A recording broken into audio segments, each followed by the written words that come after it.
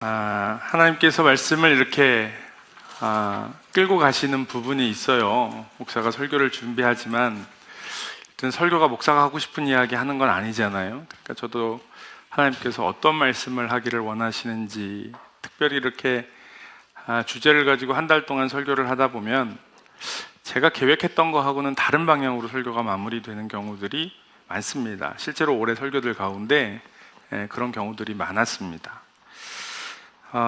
이번 달에 우리가 같이 나누는 중보기도도 마찬가지인 것 같습니다. 나라를 위해서 우리가 군인, 또 군인 가족 이렇기 때문에 열심히 기도해야 된다, 그럴 것 같은데, 사실은 하나님께서 우리에게 주시는 말씀은 중보기도를 할 수 있느냐라고 하는 걸 지금 우리 교회에 물어보시는 것 같아요. 중보기도를 한다라고 하는 건 그냥 단순히 내가 누군가를 위해 기도 제목 알려주세요, 기도해 드릴게요 라고 하는 그 정도의 기도가 아니라고 하는 것을 우리가 지금 이번 달 기도를 하면서 깨닫고 있습니다. 모세가 이스라엘 백성들을 위해 중보기도를 했는데, 모세가 이스라엘 백성들을 위해 자기의 생명을 걸고 중보하며 기도할 수 있었던 것은 그가 이스라엘 백성들의 지도자였기 때문만이 아닙니다. 맞기는 맞습니다. 이스라엘 백성들을 인도해야 하는, 끌고 가야 하는 지도자이기 때문에 이스라엘 백성들을 위해 기도해야 되는 건 맞으나, 우리가 32장 말씀에서 보았던 것처럼 하나님께서 이스라엘 백성들을 다 진멸하고 아브라함과 이삭과 야곱에게 주었던 약속도 다 취소하고 모세를 통하여 다시 약속하겠다고 말씀하셨단 말이에요. 그러니까요, 모세가 자기 생각만 했으면 그냥 이스라엘 백성들 그 시내산 밑에서 버리고요, 그렇다고 모세가 일일이 찾아다니며 그럴 필요 없어요. 그건 하나님이 하실 거예요. 자기만 따로 떨어져 나오면 됩니다. 자기만 떨어져 나오면 하나님께서 그 모세를 통해서 약속의 민족을 이루시겠다라고 하셨던 것이 32장 말씀이에요. 그런데 모세는 하나님이 어떤 분인지 알고 있었습니다. 그래서 그렇게 할 수가 없었어요. 하나님이 어떤 분인지 알고 있었기 때문에 하나님께 이스라엘 백성들을 용서하고 살려달라고, 같이 이스라엘 백성들과 같이 동행해 달라고 기도할 수 있었던 겁니다. 그런데 여러분, 이게 그리스도인의 삶, 우리의 정체성이라고 하는 거지요. 지난주에 보았던 출애굽기 33장 말씀에 보면 여러 번 나왔던 말씀이 있죠. 메시지 성경으로 번역할 때 이렇게 번역되었다고 했어요. 나는 너를 잘 안다, 너는 내게 특별한 존재다. 우리가 보았던 개역 성경에는 이렇게 나와 있습니다. 나는 이름으로도 너를 알고 너도 내 앞에 은총을 입었도다 라고 하는 말씀, 그건 나는 너를 잘 안다, 너는 내게 특별한 존재다 라고 하는 하나님의 말씀을 붙잡고, 하나님, 이 이스라엘 백성들과 함께 해 주십시오 라고 하는 거죠. 여러분, 우리가 그런 이야기 많이 하는데 들어보셨을 겁니다. 그리스도인은 무엇을 하느냐보다 내가 어떤 존재인가를 깨닫는 것이 훨씬 중요합니다. 그러니까 이걸 우리가 자칫 오해하게 되면 내가 어떤 존재가 되느냐에 또 관심을 가져요. 내가 어떤 존재가 될 것인가는 그건 행동입니다. 근데 하나님이 우리가 어떤 존재가 되느냐, 어떤 존재가 될 만한 가치가 있느냐, 그런 삶을 사느냐, 이걸 보시지 않아요. 교회에서도요, 우리가 성경을 읽고 복음을 이야기하는데 자꾸 이 얘기를 해요. 그래서 그리스도인다워야 한다고 이야기를 하죠. 그리스도인다우려면 선을 행하고 좋은 마음을 가져야 되고 주변 사람들과 좋은 관계를 가져야 되고 예배도 열심히 드려야 되고 교회 봉사도 해야 되고, 틀린 말은 아니에요. 그런데 그 무엇을 하느냐라고 하는 doing의 문제를 가지고 하나님이 당신의 백성들과 이야기하신 적이 한 번도 없어요. 하나님은 너희가 어떤 존재인지를 알아라 라고 말씀하셔요. 어떤 존재가 되어라가 아닙니다. 어떤 존재가 되어야 하는지는 하나님이 하시는 일이에요. 하나님이 우리를 구원하셨고요, 하나님이 나를 구원하셨다라고 하는 사실을 내가 깨달아 아는 것, 이게 복음입니다. 근데 왜 그럼 하나님께서 이스라엘 백성들이 순종하지 않았거나 악을 행하거나 그들에게 인자가 없고 고아와 과부를 돌보지 않고 이런 걸 책망하셨냐 하면, 이스라엘 백성들이 하나님 앞에 어떤 존재인지를 알면, 하나님이 그들을 구원하신 것이 무엇인지를 알면 그렇게 할 수 없다고요. 그걸 안 해서 하나님의 백성이 되는 게 아니라, 하나님의 백성인 걸 알면, 그러면 이스라엘 백성들이 그렇게 할 수 없다는 거죠. 그러니까 이스라엘 백성들이 그렇게 하나님 앞에서 악을 행하는 것들이, 우상을 섬기는 일들이, 고아와 과부를 돌보지 아니하는 그 일들이 너희가 어떠한 존재인지를 알지 못하기 때문이다 라고 하는 거죠. 그러니까 여러분, 하나님이 나를 사랑하신다고요. 그렇죠? 하나님께서 나를 사랑하십니다. 아멘이 왜 세 분밖에 안 하실까? 뭐 어려운 거 아닌데. 하나님이 나를 사랑하시죠? 네. 하나님이 나를 사랑하신다는 걸 내가 알지요? 그건 잘 모르세요? 네. 하나님의 사랑을 내가 압니다. 하나님의 사랑을 하는 나가 아니고 하나님의 사랑을 아는 나예요. 내가 하나님이 나를 사랑하시는 걸 내가 알죠? 왜 여긴 잘 모르세요? 네. 하나님께서 나를 사랑하시는 걸 아십니까? 네. 뭐 정말 자신 없으시면 괜찮습니다. 모르는데 안다고 하는 것보다는 내가 진짜 아나? 라고 질문하시는 게 훨씬 나을 수도 있습니다. 그리고 하나님이 나를 사랑하신 사랑이 무엇인지 알고, 그 사랑을 내가 알고 있다면 내가 다른 사람을 위하여 중보하며 기도하는 것은 당연한 일이죠. 중보기도엔 노력이 필요하다고요.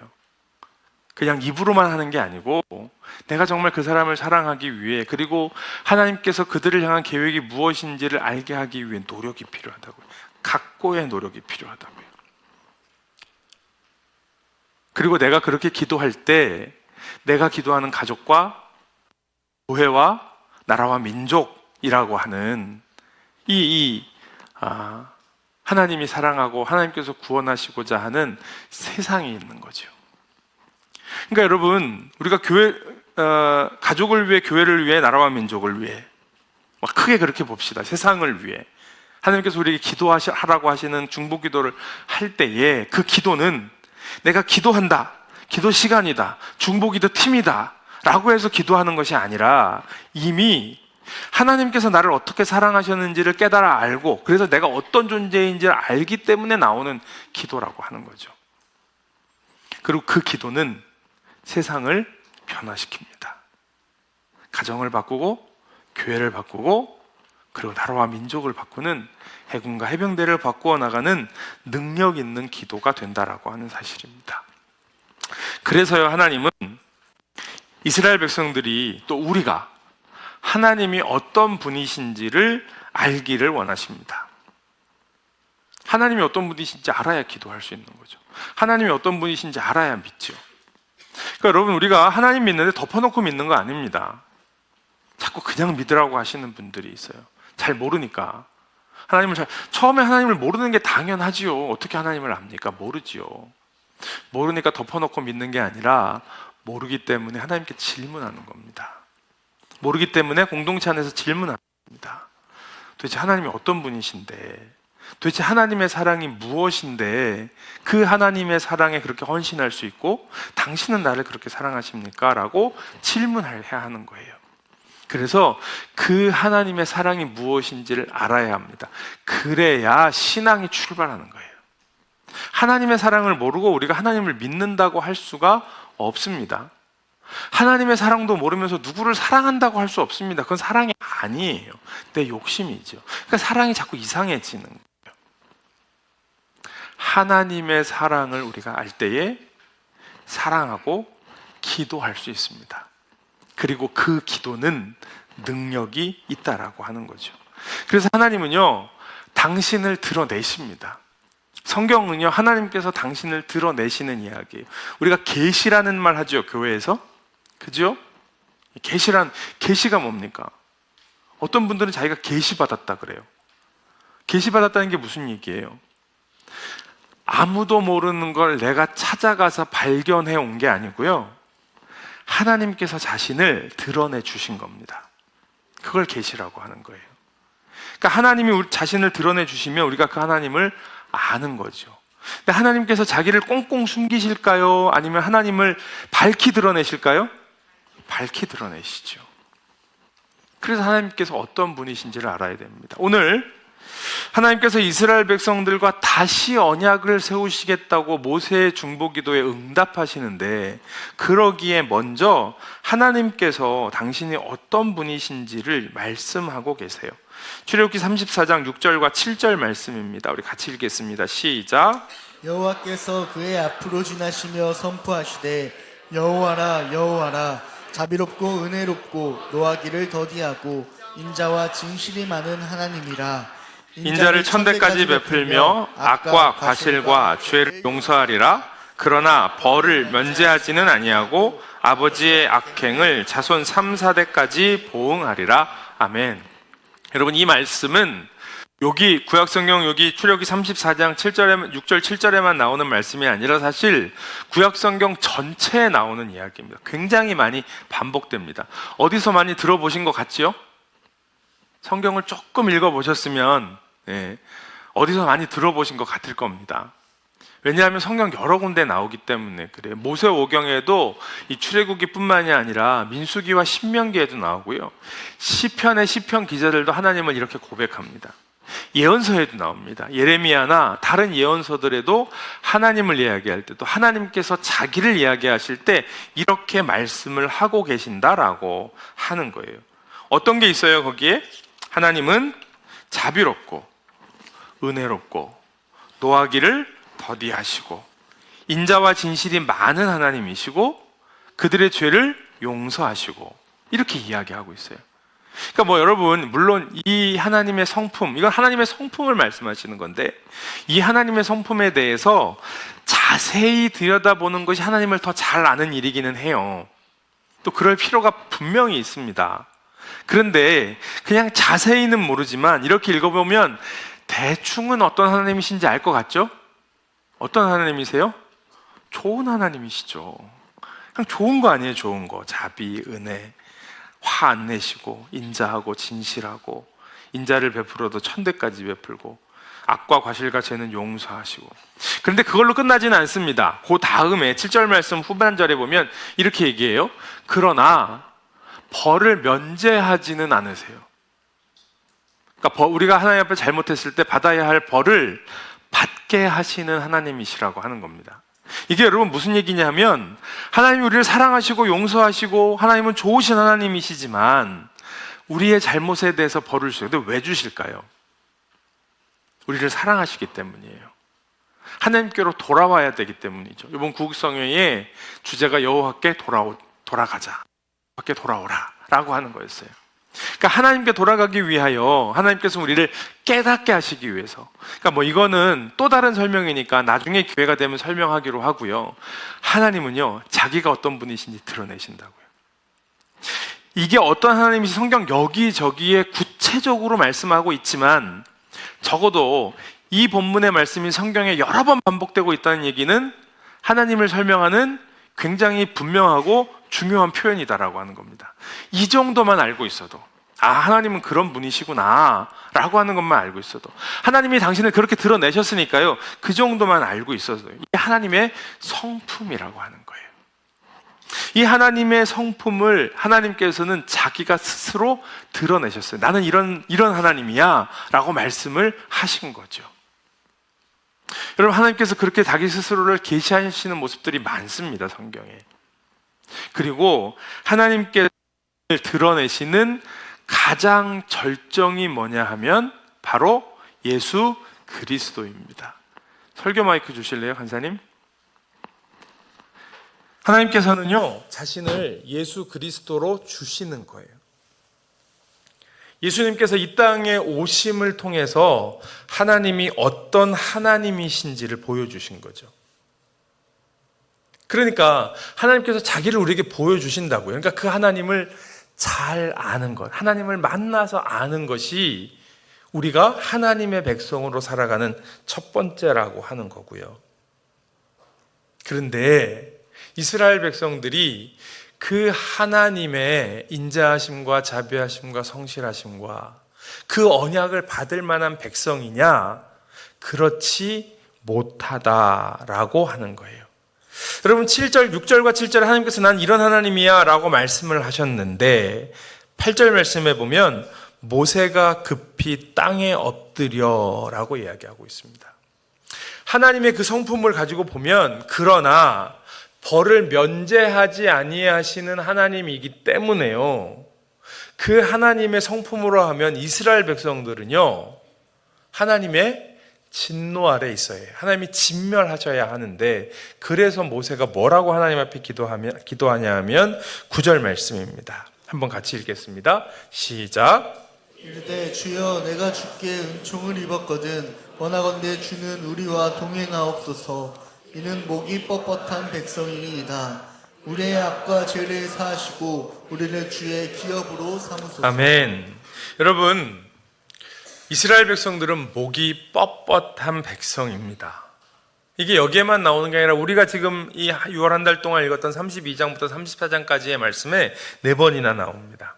이스라엘 백성들은 목이 뻣뻣한 백성이다. 고집이 세다는 말이고요, 말을 잘 듣지 않는다는 이야기입니다. 목이 곧다라고 이야기를 해요. 그런 백성들이라고 하는 거죠. 그런데 여러분, 모세의 기도를 보십시오. 이제 모세가 하는 마지막 중보 기도입니다.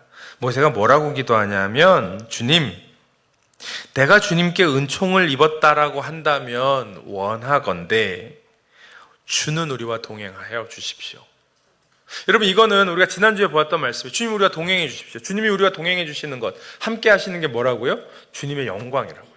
주님의 영광을 보여주십시오라고 하는 건 주님 우리와 동행해 주십시오라고 하는 거예요. 주님 우리와 동행해 주십시오. 그러고 그 다음에 뭐냐 하면, 이는 이스라엘 백성들은 목이 뻣뻣한 백성입니다. 자, 여러분 생각해 보십시오. 이스라엘 백성들이 목이 뻣뻣한 백성이에요. 그러면 이스라엘 백성들이 벌을 받는 게 맞습니다. 그럴 것 같아서 모세가 하나님 앞에 엎드려 경배하며, 주님, 제가 주님께 은총을 입었다면, 저를 특별한 존재로 여기신다면 주님 우리와 동행해 주십시오. 이스라엘 백성이 목이 뻣뻣한 백성입니다. 이게 원어 그대로 번역을 하면 이거예요. 우리가 이스라엘 백성이 목이 뻣뻣한 백성이기 때문에 우리의 악과 죄를 사해 주시고 우리를 기업으로 삼아 주십시오. 여러분, 말이 안 돼요. 그렇지 않습니까? 목이 뻣뻣한 백성이니까 우리를 구원해 주십시오. 목이 뻣뻣한 백성이니까, 말 안 듣는 백성이니까 구원해 주십시오라고 하는 게 말이 안 되지요. 적어도 목이 뻣뻣한 백성이기는 하지만 그럼에도 불구하고 하나님 우리와 동행해 주십시오, 우리를 용서해 주십시오 라든가, 아니면 하나님 예전에는 우리가 목이 뻣뻣하긴 했는데, 예전에는 말 안 듣기는 했는데 지금은 하나님 그렇지 않습니다. 그래도 많이 좋아졌습니다. 그러니까 은혜를 베풀어 주십시오. 사실은 이게 맞지요. 옛날에는 말 그렇게 안 들었지만 이제는 철 들었으니까 좀 봐줍시다. 이게 말이 맞지요. 옛날이나 지금이나 철 안 들고 말 안 듣는 건 똑같아. 그러니까 용서해 줍시다. 이건 말이 안 될 것 같잖아요. 그런데 모세는 그렇게 기도하고 있습니다. 뭐라고 기도하냐면, 하나님, 이스라엘 백성이 참 말 안 듣는 백성입니다. 그렇기 때문에 이 백성을 용서해 주십시오. 이 백성과 함께 해 주십시오. 그런데 여기에 비밀이 있습니다. 어떻게 이렇게 기도할 수 있었을까요? 왜 이렇게 말이 안 되는 기도를 모세가 할까요? 이스라엘 백성들에게 너희들의 죄를 깨달아야 돼 라고 얘기하기는 했어요. 깨달았어요? 아니에요. 아직도 자기들이 무슨 죄를 짓는지 모릅니다. 그런 백성들이에요. 하나님께서 끊임없이 선지자들을 통해서 말씀하시지만 그걸 깨닫지 못하는 이스라엘 백성들입니다. 이스라엘 백성만 그렇습니까? 우리는요. 우리도 마찬가지입니다. 매일매일 하나님의 은혜를 입고 살아가지만 그 하나님의 은혜가 무엇인지도 모르고 하나님이 어떤 분이신지도 모르는 우리들입니다. 하나님은 끊임없이 우리를 사랑하시고 용서하시는데 계속 하나님 앞에서 벌 받을까 봐 두려워 덜덜 떠는 우리들입니다. 그런데 모세는 하나님 그러니까 이스라엘 백성들을 용서해 주십시오. 그러니까 이스라엘 백성들과 함께 해 주십시오라고 기도하는 겁니다. 왜냐하면 하나님이 어떤 분이신지 아니까요. 이게 중보하는 기도자입니다. 중보 기도자는 기도 제목이 뭐예요? 기도 제목 주세요. 그리고 기도하는 사람들이 아닙니다. 중보 기도자는 하나님을 알아야 합니다. 그리고 주님의 마음으로 기도하는 겁니다. 여러분, 우리가 중보 기도해야 하는 일들이 되게 포괄적인 일들이 좀 구체적인 일들이 있잖아요. 그런 일들을 기도할 때 하나님의 마음이 무엇인지를 아는 게 중요해요. 그래야 제대로 기도할 수 있습니다. 그래야 하나님의 뜻이 이루어지는 겁니다. 하나님의 마음과 뜻을 아는 사람이 이 땅 가운데 없다면 어떻게 하나님이 일하실 수 있겠느냐고요. 모세가 이스라엘 백성들을 위하여 중보하며 기도할 수 있었던 것은 하나님이 어떤 분이신지를 알고 있었기 때문입니다. 그래서 그렇게 기도하는 겁니다. 하나님, 제가 하나님 잘 압니다. 하나님 저에게 그렇게 말씀하지 않으셨습니까? 내가 너를 잘 알고 너는 나에게 특별한 존재다라고 말씀하시지 않으셨습니까? 그게 맞다면 하나님, 은혜와 자비가 충만하신 하나님이시니까 우리와 함께 올라가셔서 이러한 하나님의 놀라운 사랑과 은혜를 보여주십시오. 이게 모세의 기도입니다. 여러분, 우리가 가정을 위하여 또 교회를 위하여 나라와 민족을 위하여 해야 하는 기도는 바로 이런 기도입니다. 우리가 모세를 통해 이 기도를 배울 수 있기를 바랍니다. 그러니까 중보 기도는요, 그냥 사명이니까 기도하라고 하시는 것 같으니까 아니라 우리가 정말 그리스도인이라고 한다면, 우리가 정말 하나님의 백성이라고 한다면 이 기도를 하지 않을 수 없는 거예요. 그 기도의 영역이 어디인지는 이제 하나님 앞에서 계속해서 하나님께서 주시는 대로, 또 요구하시는 대로, 사명을 주시는 대로 할 수 있지요. 그러나 중보 기도해야 하는 건 우리에게 주신 축복이라고 하는 거예요. 그 중보 기도를 하게 될 때 하나님께서 다시 언약을 세우신다고요. 모세의 그 기도를 들으시고 하나님께서 이렇게 말씀하셔요. 10절 말씀이에요. 한번 같이 읽겠습니다. 시작. 여호와께서 이르시되 보라 내가 언약을 땅 아무 국민에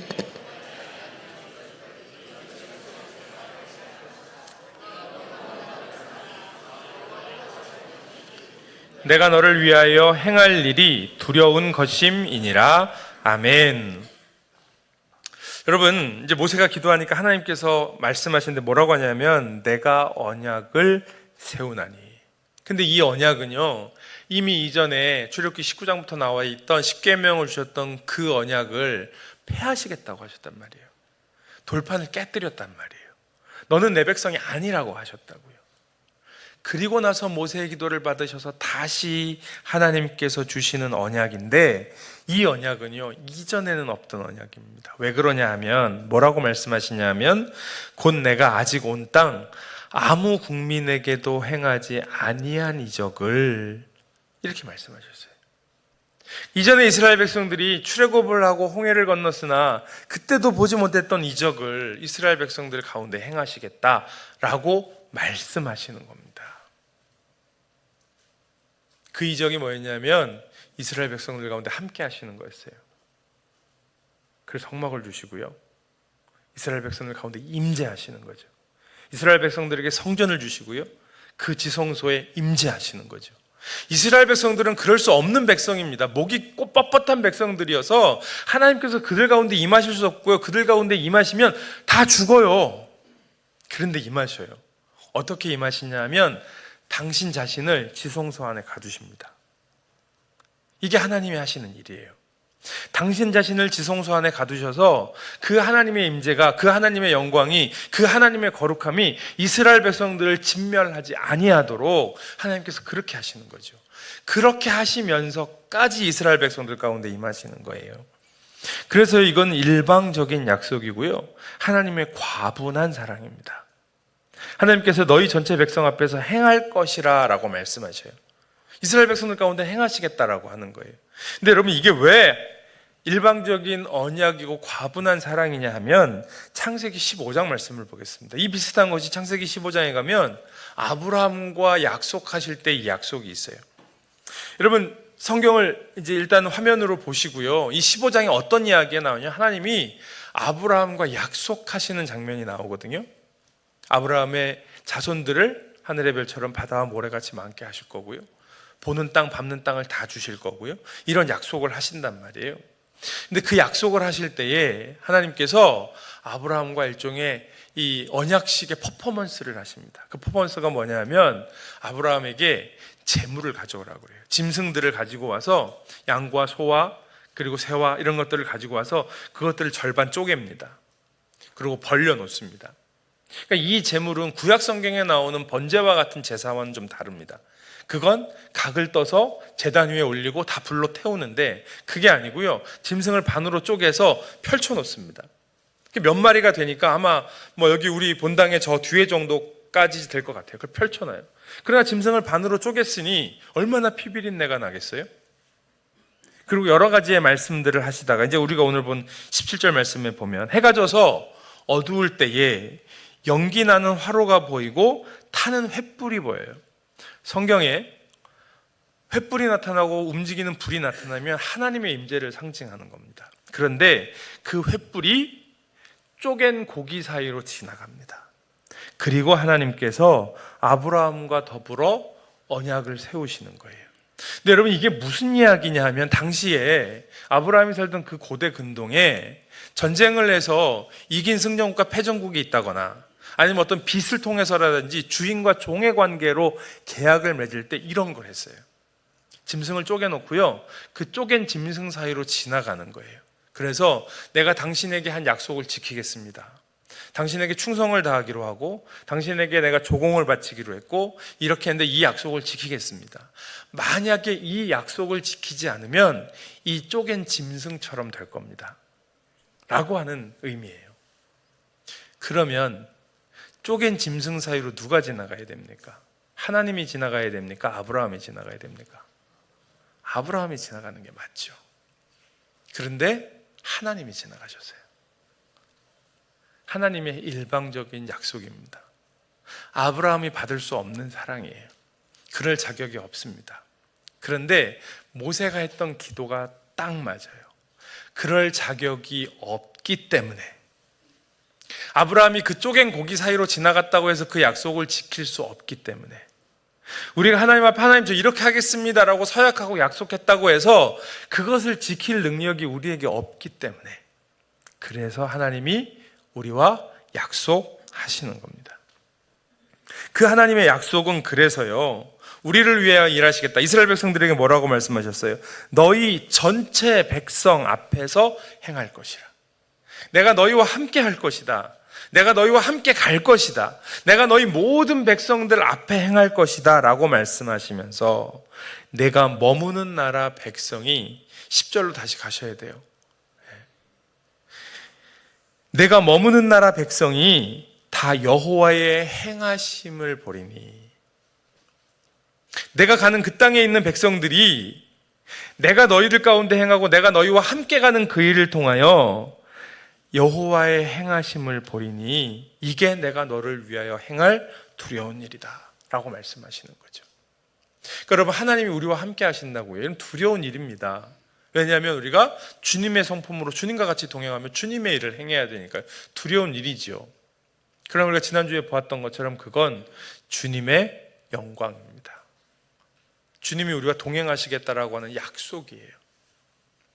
주께서 함께 하시겠다라고 하는 주님의 언약의 말씀은 뭐냐면 내가 너희와 함께 하겠다라고 하는 거예요. 함께 하겠다라고 우리에게 약속해 주시는 거죠. 이게 놀라운 축복입니다.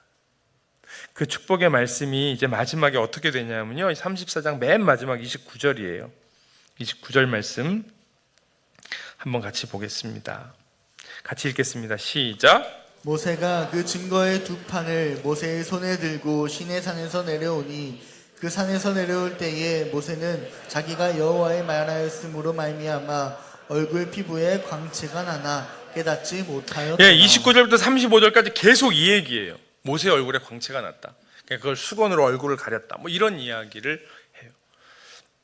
여러분 중보기도 하고 이스라엘 민족을 살렸던 모세에게 주셨던 하나님의 놀라운 축복이 우리 여자 성도님들이 그렇게 갖고 싶어하는 물광 피부입니다.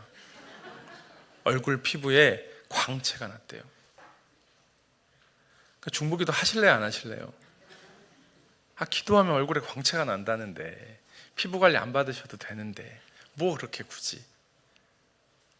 근데 여러분, 정말 그렇습니다. 그렇지 않습니까? 기도하는 사람은요, 얼굴이 달라요. 피부가 달라요. 삶이 달라요. 그게 기도하는 사람입니다. 이게 하나님이 주시는 영광입니다. 하나님은 당신의 백성에게 당신의 임재를 허락해 주세요. 주의 영광을 보여주세요. 동행하시고 함께 하시겠다는 거예요. 그러니까 살아가는 삶이 틀리고요, 하는 말이 다르고요, 그 사람의 표정이 달라요. 여러분, 은혜 받은 분은요, 표정이 달라요. 일부러 웃으려고 해서 웃는 게 아니에요. 표정이 달라요. 그게 하나님이 우리에게 주시는 거예요. 여러분, 감추려고 해도 감출 수 없는 표정이 나올 정도, 행복함이 표정으로 나올 정도면 그 사람 속은 얼마나 행복하겠어요. 안 행복한데 행복하게 하려고 하는 것처럼 힘든 것도 없지만, 난 행복한 티를 안 내고 싶은데 근데 그냥 막 그게 티가 나네. 사람들이 뭐가 그렇게 좋냐고 자꾸 그러네. 그럼 도대체 이 속에는 얼마나 행복하냐고요. 그런데 하나님을 알고 하나님의 그 사랑을 알아서 내가 그 사랑으로 이 힘들고 어려운 세상 나 혼자 편하게 사는 게 아니라 그 사랑으로 내가 누군가를 위하여 기도하고 돕고 섬기고 사랑하고, 그래서 가정을 살리고 교회를 살리고 나라와 민족을 살리는 중보 기도자가 되었을 때 그 사람의 삶 가운데 주시겠다라고 하는 그 영광이 있는데, 이 영광을 누리는 것이 당연하지 않냐라고 하는 거죠. 그러니까 여러분, 중보기도는 짐이 아닙니다. 이만한 짐을 메고 가는 게 아니고요, 하나님이 주시는 이 큰 상급을 가지고 가는 겁니다. 놀라운 축복을 붙들고 가는 겁니다. 이게 하나님의 백성, 중보기도하는, 그리스도인이라면 당연히 중보기도해야 하는 하나님의 백성들에게 주시는 하나님의 놀라운 축복이라고 하는 거죠. 사랑하는 성도 여러분, 나라와 민족을 위해 기도해야겠다라고 하는 부담감을 주신 것이 하나님이 우리에게 주신 축복입니다. 그리고 그 부담감을 거룩한 축복으로 여기고 취할 수 있는 우리 모두가 되기를 원합니다. 그리고 그렇게 기도하는 자들에게 주신 하나님의 놀라운 영광과 그 은혜를 풍성하게 누리는 우리 모두가 되기를 주님의 이름으로 간절히 축원합니다.